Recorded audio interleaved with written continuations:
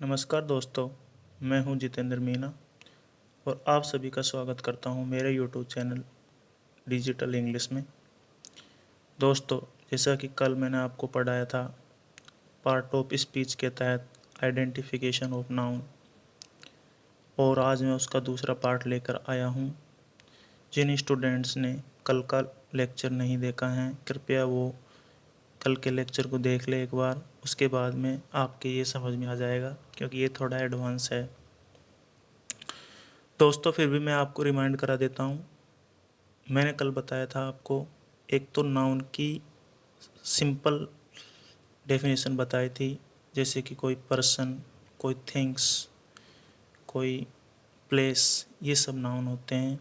दूसरे नंबर पे मैंने एक रूल बताया था, जिसमें हमने किसी भी वर्ड से व्हाट का क्वेश्चन पूछा था, और यदि वो व्हाट का आंसर देता था तो हमने उसको नाउन माना था। उसके बाद में हमने एक और रूल पढ़ा था, जिसमें हमने किसी भी सेंटेंस के किसी भी वर्ड से एक क्वेश्चन पूछा था, और उसका वो क्वेश्चन था हु या हुम का। यदि वो वर्ड हु या हुम का जवाब देता था तो भी हमने उसको नाउन माना था। तो दोस्तों, ये तो कल की बात हो गई थी। कल मैंने आपको कुछ एग्जाम्पल भी बताए थे, साथ में आपको नाउन के ही नहीं, कुछ एडजेक्टिव, कुछ मेन वर्ब वगैरह के एग्जाम्पल भी बताए थे, ताकि आपके माइंड में सेट हो सके, आप आसानी से पहचान सके कि नाउन क्या होता है, और सेंटेंस में नाउन का यूज होने के बाद में आप कैसे उस सेंटेंस के साथ में डील करते हो। तो दोस्तों, आज मैं बात करने जा रहा हूँ कुछ सफिक्स की। ये सफिक्स वर्ड के अंत में लगते हैं। जब ये सफिक्स वर्ड के अंत में लग जाते हैं तो वो डेफिनेटली, वो जो वर्ड होता है वो नाउन बन जाता है। तो कुछ सफिक्स है जिनको हमको याद करना है दोस्तों। याद करना क्या, आप जब मैं आपको पढ़ाऊँगा तो आपकी एक्सरसाइज वैसे ही हो जाएगी, और आप एक दो बार प्रैक्टिस करेंगे तो आपके माइंड में ये सेट हो जाएगा। तो दोस्तों, मैं सबसे पहले जो पहला सफिक्स है उसकी बात करता हूँ, ITY। अब ये जो लग रहा है, ये रियल शब्द के आगे लग रहा है। रियल शब्द है, उसके आगे ITY लग रहा है। जब रियल शब्द के आगे ITY लग रहा है तो ये जो शब्द बना है ये हो जाता है रियलिटी। दोस्तों, जो मेन वर्ड है वो तो रियल है, लेकिन ITY अपन ने लगा दिया तो एक ये नया वर्ड बन गया, और ये नया वर्ड बना तो ये नाउन अपन ने पहचाना इसको, और अपन ने इसको सफिक्स के आधार पे पहचाना है। अब दोस्तों, मैं आपको बता दूं, जो मेन वर्ड होता है, जैसे कि मेन वर्ड एबल है, इसमें एबल कैसा है, ये मैं अगर पूछूं ये प्रोडक्ट कैसा है, तो मुझे जो आंसर मिलेगा शायद ये मिलेगा, ये प्रोडक्ट रियल है भाई, ये प्रोडक्ट रियल है। यदि मैं एक क्वेश्चन पूछूं, भाई तुम्हारी पहचान क्या है, तो शायद मुझे मुझे आंसर मिल सकता है कि वास्तविकता ही मेरी पहचान है। तो दोस्तों, ये वास्तविकता है, इसी को हम बोलते हैं रियलिटी। तुम्हारी वाट, रियलिटी, वास्तविकता। इसी तरीके से हम एक और शब्द लेते हैं, सेकंड शब्द लेते हैं एबल। एबल का मतलब होता है दोस्तों योग्य। तुम कैसे हो, मैं एबल हूँ, जैसे कि मैं इस कार्य को करने के लिए एबल हूँ। लेकिन दोस्तों, एबल के आगे जब ITY लगा तो ये बन गया एबिलिटी, और एबिलिटी का मतलब हो गया योग्यता। दोस्तों, मैंने प्रत्येक जो नाउन है उसके नीचे उसका हिंदी अर्थ लिखा है, ताकि आपको समझने में कोई दिक्कत ना हो। दोस्तों उसी तरह से हम आगे बढ़ता है। एक मेन वर्ड होता है सिंपल, और उसका जो ITY लगने के बाद में जो वर्ड बनता है वो होता है सिंप्लिसिटी। उसका जो अर्थ होता है सरलता या सादगी। उसी तरीके से एक सेकंड सफिक्स जो आता है वो आता है NESS। तो दोस्तों अवेयर एक शब्द है, अवेयर के आगे अगर हमने NESS लगा दिया तो अवेयरनेस हो जाएगा। अवेयर यानी जागरूक, और अवेयरनेस यानी जागरूकता। उसी तरीके से दोस्तों एक शब्द है अट्रैक्शन। अट्रैक्शन ये नाउन है और इसका मतलब होता है आकर्षण। लेकिन दोस्तों ये अट्रैक्शन बना किससे है? दोस्तों ये अट्रैक्शन बना है अट्रैक्ट से। जैसे कि मैं बोलूँ सी अट्रैक्ट्स मी, वह मुझको अट्रैक्ट करती है। मैं बोलूँ the earth attract the sun, the earth attract the sun, earth attract करती है सन को। लेकिन जो अट्रैक्शन है उसका मतलब होता है आकर्षण। तो मैं नया जो सेंटेंस बनाऊंगा वो बनाऊंगा earth having a attraction force. Earth having a attraction force, earth अपने पास एक आकर्षण बल रखती है। उसी तरीके से दोस्तों एक शब्द है कन्फ्यूज। कन्फ्यूजन शब्द बन गया, ION जब लगा तो कन्फ्यूजन बन गया। उसका अर्थ है भ्रम। दोस्तों ये भ्रम लिखने में थोड़ी सी गलती होगी। दोस्तों जितने भी मैंने एग्जाम्पल दिए हैं उनके नीचे मैंने उनके हिंदी अर्थ लिख रखे हैं, ताकि आपको परेशानी नहीं हो, आप उनको समझ सको। क्योंकि इंग्लिश को सिर्फ कॉन्सेप्ट समझना ही सब कुछ नहीं होता। धीरे धीरे कॉन्सेप्ट के साथ साथ अपन को उनके वर्ड का भी पता होना चाहिए कि ये वर्ड का हिंदी अर्थ क्या होता है, तब जाके इंग्लिश इम्प्रूवमेंट होती है। अब मैं अगले सफिक्स की बात करता हूँ दोस्तों, उसका नाम है MENT। फिर मैं MENT अटैच के मैं MENT लगाता हूँ तो अटैचमेंट हो जाता है, और सेटल के MENT लगाता हूँ तो सेटलमेंट हो जाता है। अटैचमेंट का जो हिंदी अर्थ होता है संलग्न, और सेटलमेंट का हिंदी अर्थ हो जाता है वो है निपटारा। तुम्हारा वाट अटैचमेंट, तुम्हारा संलग्न, क्या संलग्न किया तुमने। तुम्हारा वाट सेटलमेंट, तुम्हारा निपटारा, तुम्हारे सेटलमेंट का क्या हुआ। सभी पूछते हैं तुम्हारा सेटलमेंट हो गया कि नहीं हुआ, तो भाई तुम्हारा निपटारा हुआ कि नहीं हुआ। तो फाइनल कंक्लूजन जो होता है उसको बोलते हैं सेटलमेंट। ठीक है दोस्तों, अब मैं पांचवें सफिक्स की तरफ आता हूँ। पांचवा जो सफिक्स है वो है URE।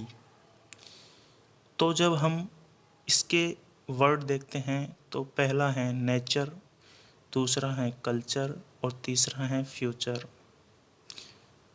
दोस्तों नेचर जो है इसके दो अर्थ होते हैं।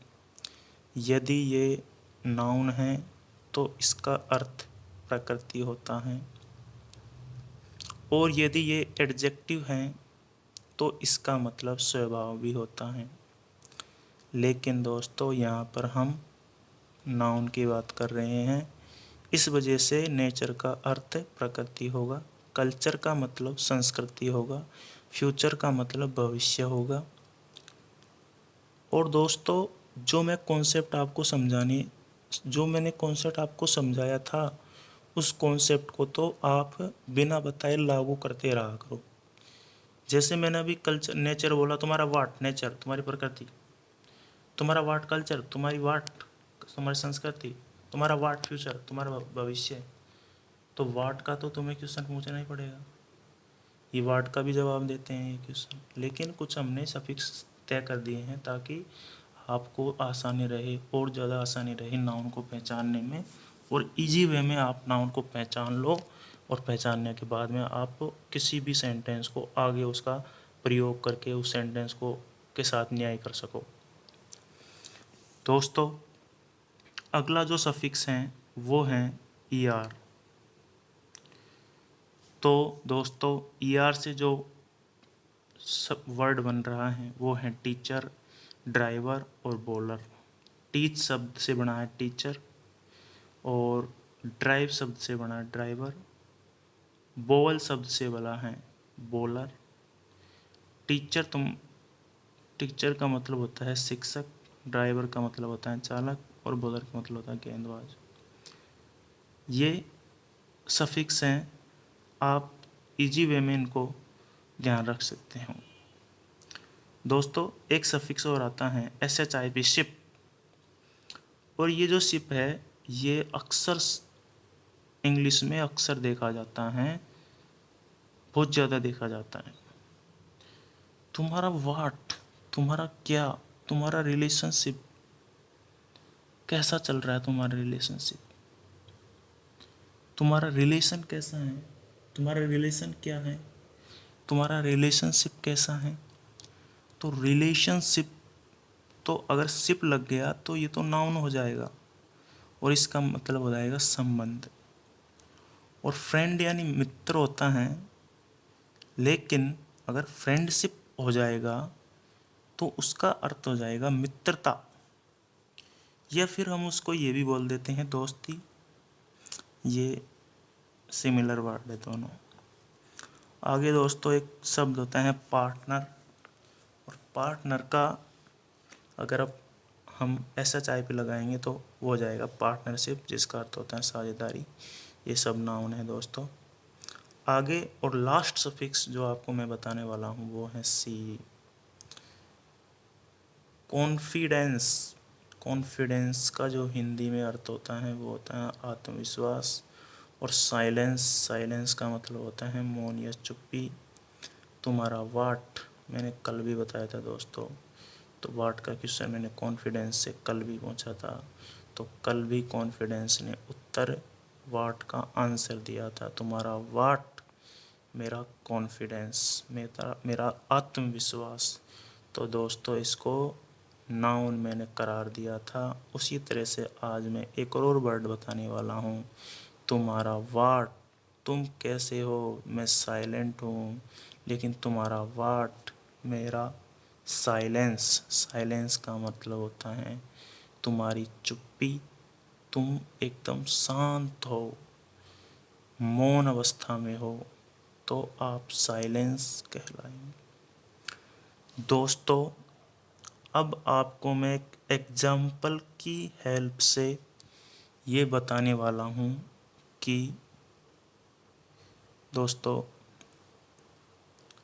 मैं एक एग्जाम्पल की सहायता से आपको ये बताने वाला हूँ कि पार्ट ऑफ स्पीच होता क्या है। तो दोस्तों, मैंने एक एग्जाम्पल लिया है, Ram goes to Mohan's house to play cricket. दोस्तों, यहाँ पर जो राम है वो नाउन है, और यहाँ पर जो मोहन्स हाउस है ये भी नाउन है, और दोस्तों यहाँ पर जो क्रिकेट है वो भी नाउन है। दोस्तों, मैंने आपको एक बात बताई थी कि नाउन का यूज या तो सब्जेक्ट के स्थान पर या फिर ऑब्जेक्ट के स्थान पर, दो ही चीज़ मैंने आपको बताई थी। मैंने वैसे तो 4 यूज बताए थे नाउन के, जिसमें मैंने आपको सेकंड सब्जेक्ट और सेकंड ऑब्जेक्ट और क्लोजेज और फ्रेजेज 4 यूजेज बताए थे मैंने, लेकिन यहाँ पर सिर्फ 2 यूज आ रहे हैं। राम एक सब्जेक्ट है, गो जो है वो एक वर्ब है, उसके साथ में ES लगा है, टू एक प्रीपोजिशन है। यहाँ पर मोहन कोई नाउन नहीं है। मोहन्स हाउस, मोहन का घर जो है ये नाउन है। टू फिर एक प्रीपोजिशन है, प्ले फिर वो एक मेन वर्ब है, और उसके बाद में जो क्रिकेट आ रहा है फिर वो ऑब्जेक्ट है। तो दोस्तों ये डबल ऑब्जेक्ट का केस है, ये डबल ऑब्जेक्ट का केस है। ये जो मैंने अभी आपको बताया था कि राम के बाद में क्रिकेट तक जो भी बताया था, प्रीपोजिशन हो, डिटरमिनर्स हो, एडजेक्टिव, एडवर्ब हो, मेन वर्ब हो, कुछ भी हो, इसी को ही पार्ट ऑफ स्पीच बोलते हैं। और दोस्तों आपको पार्ट ऑफ स्पीच आना बहुत ज़रूरी है। दोस्तों इसके आगे मैंने एक एक्सरसाइज बनाई है आपके लिए। उस एक्सरसाइज में आपको करना क्या है, मैंने कुछ वर्ड दिए हैं, इसमें मैंने लगभग जो आपको वर्ड दिए हैं वो दिए हैं दोस्तों, मैंने 20 वर्ड दिए हैं। इन वर्ड में से आपको क्या करना है, जो वर्ड अगर नाउन है तो उसके आगे आप सही का निशान लगा देना, और जो वर्ड अगर नाउन नहीं है तो उसके आगे आप गलत का निशान लगा देना। ये तो आपके लिए एक सिंपल होमवर्क हो गया। और जो स्टूडेंट अच्छे लेवल पे जाना चाहते हैं और अपने कॉन्सेप्ट को एकदम क्लियर करना चाहते हैं, उनको मैं सजेस्ट करूँगा कि जो आपको इनमें से जो भी वर्ड आपको नाउन लगे उस पर आप सही का निशान लगा देना, और जो आपको नाउन नहीं लगे उसको आप नाउन बनाने की कोशिश करना दोस्तों। और नाउन बनाओगे कैसे दोस्तों, नाउन बनाओगे आप ऐसे ही, पहला नंबर पे नाउन बनाओगे व्हाट का क्वेश्चन पूछ के, दूसरा नंबर पे नाउन बनाओगे आप सफिक्स लगा के। और मैंने अभी आपको सिर्फ 4-5 मिनट पहले बताया था कि 8 सफिक्स बताए थे, और 8 सफिक्स के आधार पे मैंने आपको बहुत सारे एग्जाम्पल्स बताए थे।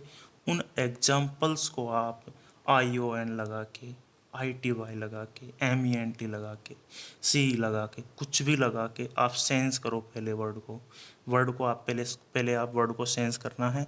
सेंस करने के बाद में आप उसको ये देखना है कि ये नाउन है या नहीं है। नाउन है तो सही का निशान लगा दो, और नाउन नहीं है तो उसको गलत का निशान लगा दो, और आगे उसके बाद में उसका जो सही है, जो नाउन बनेगा उसको नाउन बनाओ आगे और उसको लिख दो दोस्तों।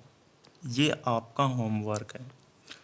अगर आप इसको कर लेते हो तो दोस्तों अगले वीडियो में मैं इस पूरी एक्सरसाइज को आपको मैं बताऊंगा कि कौन कौन से वर्ड नाउन हैं, और मैं सब वर्डों को नाउन में कन्वर्ट करके बताऊंगा आपको। ठीक है दोस्तों, ये तो आज आपका होमवर्क हो गया। अब मैं कुछ छोटे मोटे एग्जाम्पल्स लेके आया हूँ जिनमें मैं आपको बताना चाहता हूँ कि आखिरकार जो ये मैं आपको नाउन पढ़ा रहा हूँ 2 दिन से, आखिरकार ये यूज़ होते कहाँ हैं यार, कहाँ यूज़ होते हैं, इनका यूज़ क्या होता है, कहाँ पर यूज़ आते हैं ये। तो मैंने पहला एग्जांपल लिया दोस्तों, जैसा कि आपको दिख रहा है, जो 20वां जो एक्सरसाइज नंबर 20वां जो है उसके जस्ट नीचे मैंने लिख रखा है आई लिव इन ऑस्ट्रेलिया। दोस्तों मैं आपको बता देना चाहता हूँ, यहाँ पर आई सब्जेक्ट है, यहाँ पर लिव जो है यहाँ मेन वर्ब है, इन यहाँ पर प्रीपोजिशन है, और ऑस्ट्रेलिया यहाँ पर नाउन है। लेकिन यहाँ पर नाउन है, लेकिन यहाँ पर ऑस्ट्रेलिया ऑब्जेक्ट की भूमिका निभा रहा है, यहाँ सब्जेक्ट की भूमिका नहीं निभा रहा है। जैसा कि आपने बताया था, अगर नाउन है तो या तो सब्जेक्ट बनेगा या ऑब्जेक्ट बनेगा, तो यहाँ पर जो नाउन है वो ऑब्जेक्ट की भूमिका निभा रहा है, और ऑस्ट्रेलिया यहाँ पर नाउन है। जैसा कि आपको मैंने एक सिंपल डेफिनेशन में ही बताया था, एक प्लेस, ए थिंग्स, एक पर्सन, ये सब क्या होते हैं, ये नाउन ही होते हैं दोस्तों। दूसरे नंबर पे दोस्तों मैं बात कर रहा हूँ जेनी की। जेनी एक हु है, हु का जवाब, हु का रिप्लाई जेनी दे रही है। जब हम जेनी से क्वेश्चन पूछते हैं तो हु का जवाब मिलता है, हु यानी कौन, तो मैं जेनी हूँ। तो दोस्तों जेनी एक नाउन है, और यहाँ पर ये नाउन सब्जेक्ट का किरदार निभा रही है। दोस्तों इसके आगे जो इज़ हैं यहाँ पर ये हेल्पिंग वर्ब हैं। हेल्पिंग वर्ब जो होती हैं वो बी की फॉर्म होती हैं। अभी आपको मैंने बी पढ़ाया नहीं है। आगे अब मैं देखता हूँ my sister, jenny is my sister. यहाँ पर माई क्या है दोस्तों, आप में से बहुत से स्टूडेंटों को पता नहीं होगा कि ये माई क्या होता है। लेकिन दोस्तों मेरा उद्देश्य सिर्फ आपको ये रटाना नहीं है, मैं आपको एक दिन ये भी बता दूंगा कि ये क्या है क्या नहीं है। आप एक दिन इस तरीके से एनालिसिस करोगे, जब भी कोई सेंटेंस आपको दिखेगा तो उसमें से आप एक एक वर्ड को बता सकते हो कि ये है क्या। ये दोस्तों सॉरी, एक मिनट के लिए माफ़ी चाहता हूँ दोस्तों। ये पार्ट ऑफ स्पीच, मतलब पार्ट ऑफ स्पीच में सब कुछ आ जाता है दोस्तों, तो आप उसका पूरा पार्ट ऑफ स्पीच बता सकते हो दोस्तों। अब मैं दोस्तों एक नया जो एग्जांपल वो है, I love watching my cat play with the pink yarn. तो दोस्तों ये मैंने थोड़ा सा टफ सा एग्जांपल्स ले लिया है, लेकिन आपको घबराने की ज़रूरत नहीं है जब तक मैं हूँ। लेकिन मैं क्या है कि आपको टफ एग्जांपल देके आपका जो दिमाग है उसको मजबूत करना चाहता हूँ। तो मैं इसका नियत कैसे करूँगा, देखो आप मेरे साथ। आई लव, मैं बस यहाँ पर लव का मतलब प्यार होता है, लेकिन यहाँ पर लव के बाद में जी रन डाल रहा है वाचिंग, तो यहाँ पर थोड़ा इसका अर्थ होगा पसंद। आई लव मैं पसंद करता हूँ, वाचिंग यानी देखना, माई कैट यानी मेरी बिल्ली को, प्ले यानी खेलना, विद यानी के साथ, द पिंक यार्न गुलाबी जो सजावटें हैं उसके साथ में। अब इसका मैं हिंदी अर्थ करता हूँ। गुलाबी यार्न के साथ में मेरी बिल्ली को खेलते हुए देखना मैं पसंद करता हूँ। ये इसका हिंदी अर्थ होगा दोस्तों। और यहाँ पर दोस्तों जो कैट है वो नाउन है, और जो यार्न है ये भी यहाँ पर नाउन है दोस्तों। अगला जो एग्जाम्पल मैं आपको बताने जा रहा हूँ वो है we enjoy swimming after breakfast. We यहाँ पर सब्जेक्ट का किरदार निभा रहा है। यहाँ पर वैसे वी प्रोनाउन है, एन्जॉय यहाँ पर वर्ब है, स्विमिंग यहाँ पर जीरंड है, और आफ्टर प्रीपोजिशन है, ब्रेकफास्ट यहाँ पर नाउन है। तुम्हारा वाट ब्रेकफास्ट, तो ब्रेकफास्ट यहाँ पर नाउन है। We enjoy swimming after, we enjoy हम एन्जॉय करते हैं, स्विमिंग यानी जो तैराकी है, तैराकी का आनंद, इसका अर्थ जो होगा आनंद करना। एन्जॉय यानी आनंद लेना होता है दोस्तों, तो हम आनंद लेते हैं स्विमिंग का आफ्टर ब्रेकफास्ट के बाद में। दोस्तों लास्ट एग्जाम्पल जो है वो है the cup fail and broken. जो कप है वो पहले गिरता है और फिर टूट जाता है। इस तरीके से दोस्तों मैंने आज आपको नाउन का पार्ट ऑफ स्पीच के तहत नाउन का जो सफिक्स वाला टॉपिक है वो कंप्लीट करा दिया है। और दोस्तों मेरा आपको सजेशन है, यदि आपको इंग्लिश अच्छी करनी है तो आप प्लीज़ आपके खुद के हाथों से नोट्स बनाना शुरू कर दो। यदि आप किसी पीडीएफ के भरोसे रह जाओगे, मैं आपके लिए पीडीएफ भी अपलोड कर दूंगा, एक्सरसाइज की पीडीएफ भी अपलोड कर सकता हूं, मेरे को कोई दिक्कत नहीं है। लेकिन जब तक आप खुद के हाथों से नोट्स नहीं बनाओगे तो उतनी रुचि पैदा नहीं होगी पढ़ने में। तो दोस्तों आप खुद के हाथों से नोट्स बनाओ, एक्सरसाइज करो, और फिर अगर आपसे गलती होती हैं तो उसमें कोई दिक्कत नहीं है, मैं उसको सही करवाऊँगा दोस्तों।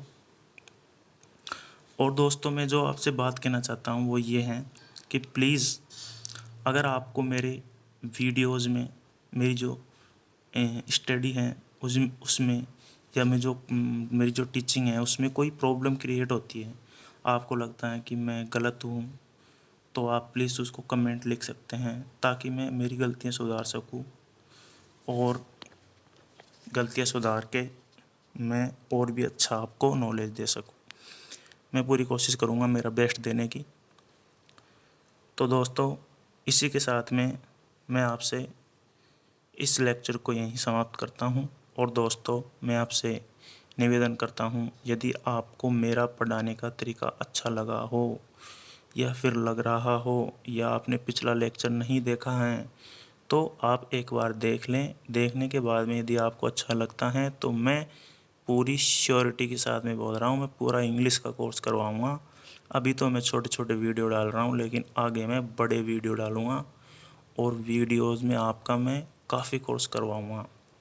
मैं आपका पूरा कोर्स करवाऊँगा A to Z, para jumbles तक मैं करवाऊँगा, अनसीन पैसेज तक मैं करवाऊँगा, मैं सिनोनिम्स एंटोनिम्स तक मैं करवाऊँगा, मैं पूरा करवाऊँगा दोस्तों। तो आप बाकायदा अपने नोट्स अपने हाथों से बना सकते हो ताकि अपनी इंग्लिश इम्प्रूव कर सकें। तो दोस्तों, इसी के साथ में मैं आपसे निवेदन करता हूँ, यदि आपको मेरा ये जो पढ़ाने का तरीका अच्छा लगा हो तो प्लीज़ आप मेरे चैनल को सब्सक्राइब कर ले, ताकि और जो बेल आइकन है उसको ओपन कर ले, ताकि जो नोटिफिकेशन है आपको तुरंत मिल सके, आप इस लेक्चर को ले सकें। इसी के साथ में मैं दोस्तों आपसे अलविदा चाहता हूँ। Okay, thank you.